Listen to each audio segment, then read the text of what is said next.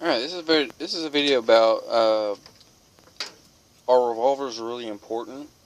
This is a common discussion on gun groups on Facebook, forums, you name it. It's just about as bad as Glock versus 1911, or just pretty much AR-15 versus AK-47, and always in a Glock versus 1911 discussion. Always feel free to toss out revolver.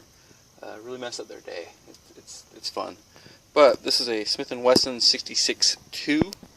It is a 357 Magnum. Smith & Wesson. We don't muzzle ourselves. We flip it.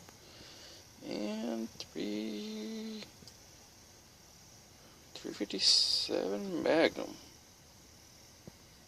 Don't know off the top of my head exactly how long the barrel is, but if you look right here, that'll tell you how old it is.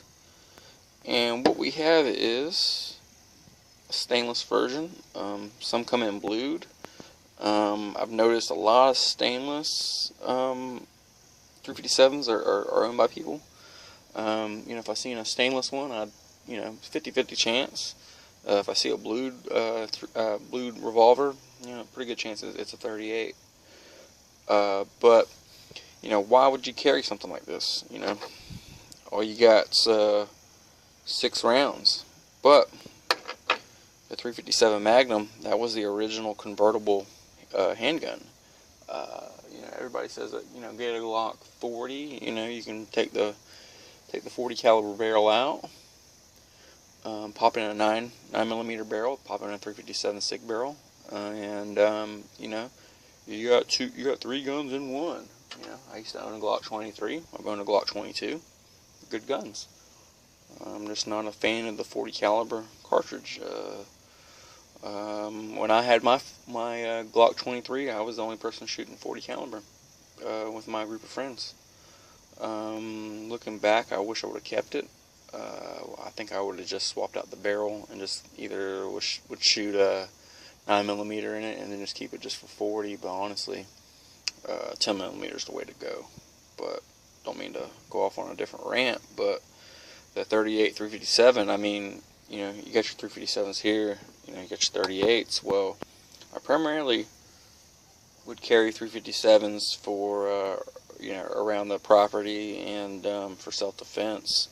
The 38 Special Plus P is really not that big of a difference between Plus P and 357 Magnum. Just go ahead and just go with the 357 Magnum. You can't go wrong. You can spend a couple $100 more and get the 357 Magnum, and that's what I would recommend you to do. But if you're looking to get into revolvers, a good affordable way to get into it is via Bud's Gun Shop. They have used Smith & Wesson Model 10 police trade-ins for starting at like $300. Don't quote me on the exact price because I paid less than $300. And the last time I checked, they're going for a little bit over $300. So, don't hold me on it. But you'll look at it, you go, well, I don't know if I want to deal with a police trade-in. But the police trade-ins are nice because the nice officer broke it in for you. They used some of their department-issued ammunition to break in the gun. It'll have a little bit of finish wear to it, but what kind of gun doesn't have finish wear, and what kind of gun with such heavy usage, that should be expected. And I got an annoying cat that's bugging me. But what do you expect? I mean, those guns are used every day. How many times is that thing pulled out of the holster? How long was that gun carried by that guy before possibly they switched them out for Glocks or M&Ps or whatever? Something to consider. But don't pass up a police trade-in just because a finish. It'll always function. These guns are maintained, and I mean, even used police Glocks are still a good deal. So don't ever pass up a deal like that.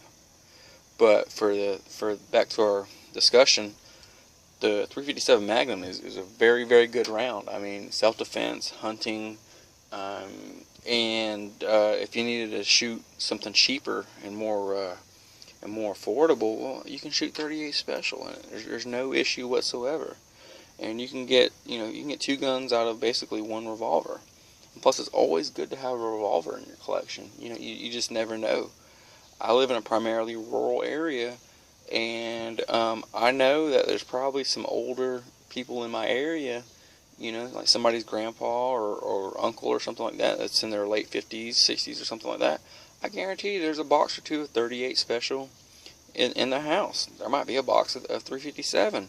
I'm pretty sure there's not going to be a box of 357 SIG. There's not going to be a box of 5.7. There's not going to be a box of 7.62 by 25 Tokarev.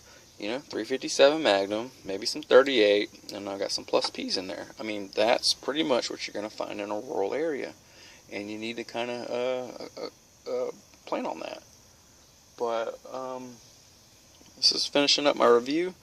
I got a damn good deal on the gun, and I'm sure the original owner's seen this video. He's pretty happy that I'm sure he's happy that I still got it, because I mean, this is one gun that I'll probably never let go out of my collection, because I mean, it's such a good shooter. And what I do is right there is I fill up the back sights with the front sight, and then I put like the red barely on top, and like that's what I usually do for close range, like when I'm target shooting at like 10 yards or something like that. But I mean, you can't go wrong. I mean, look how smooth that is. Of course, there's nothing in it, but I mean, get your single action, get your double if you wanted to go that route. But I mean, you cannot go wrong with a revolver in there, and it's so much fun for a new shooter. New shooters, they'll try to pull the trigger, but you can go, hey, look, just pull the trigger back each time, and kind of builds up confidence, and before you know it, you'll have a shooting buddy to go with you to the range. But everybody, I appreciate the likes, the views, and the subscriptions and everything, and I'll continue to make more videos. And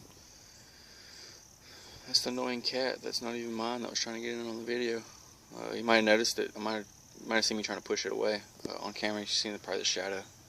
But everybody, y'all have a good day, and stand by for some more videos.